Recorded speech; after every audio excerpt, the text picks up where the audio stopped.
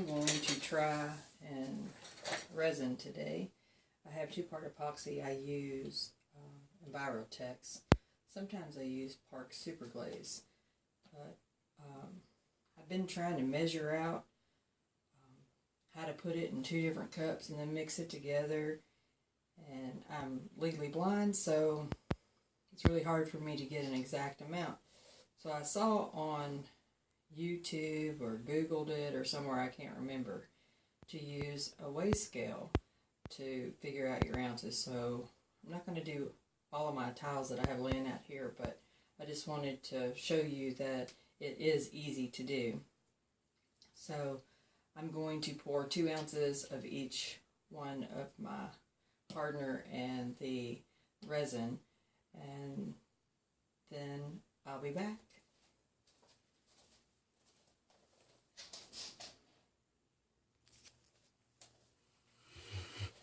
Okay, so I've stirred it for about 4.5 minutes.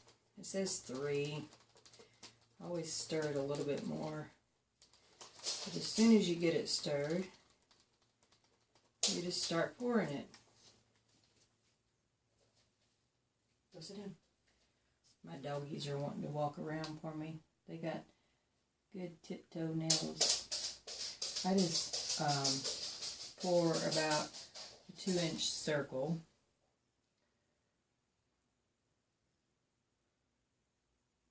On each one.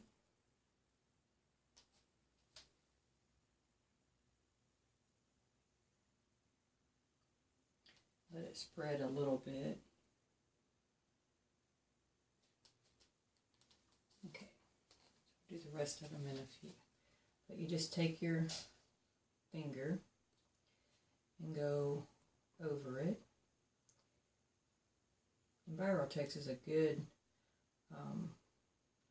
self-leveling. Just make sure you go around all of your edges, across all of the edges, so it will catch. If you don't get all of the edges good and covered, the resin will pull on top. You can get dimples and things like that because it's trying to figure out which direction to pour off. If you don't have it completely covered, that won't happen. Anyways, this is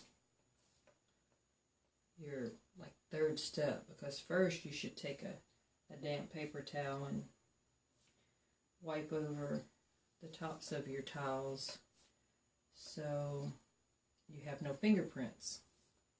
Put your gloves on and get yourself ready to go. It's a long process, but the resin just covers so beautifully, and it's a world of difference between the sprays. You just spread across, get all your sides really good and covered.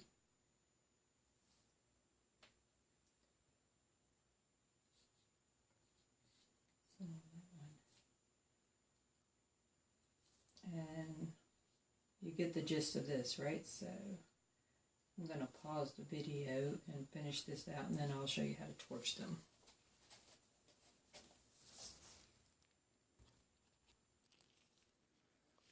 Okay, so I mixed together 8 ounces of the epoxy resin, and it covered 21 4-inch tiles. It took me about 10 minutes to get all of them covered and the edges swiped. I've changed my sticky gloves because it is a messy job. So I always like to let it set for a few minutes to get as many bubbles to rise up as possible. And then you take your torch and you just run across them pretty quick. It's amazing how fast the bubbles dissipate. I will probably, because I have 3 dogs and 4 cats, I will probably have a hair or two to contend with. My big dog, Mr. Zeke, is underneath my table. He likes to be everywhere I'm at. But just takes a few. I've got a hair in this one, and I have a hair in this one, but I'm going to go ahead and torch the bubbles out of the rest of these.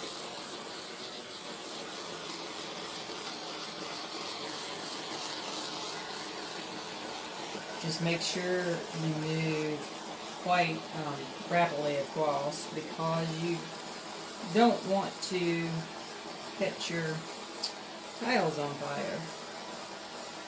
I have a slight dimple here, so I'm just going to tap it.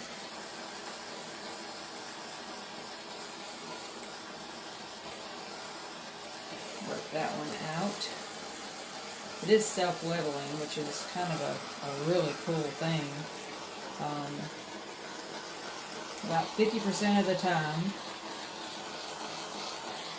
maybe 60% of the time, I can get it done in one coat. The bad thing about being a perfectionist.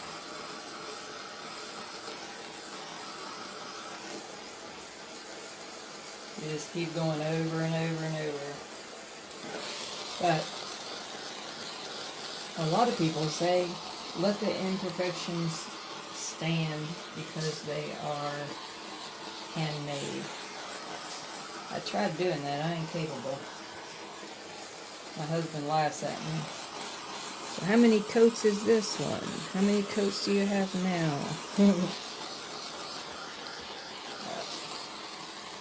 These all look really good. They're covered really good. So we'll see how many imperfections I have in a few. After I torch it, I walk away for about 5 minutes.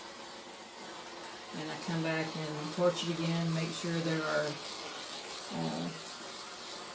nothing in them. And then I cover them.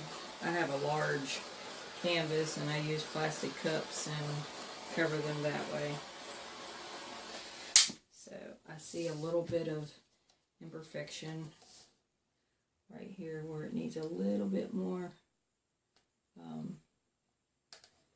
resin. I must not have got the sides all the way done.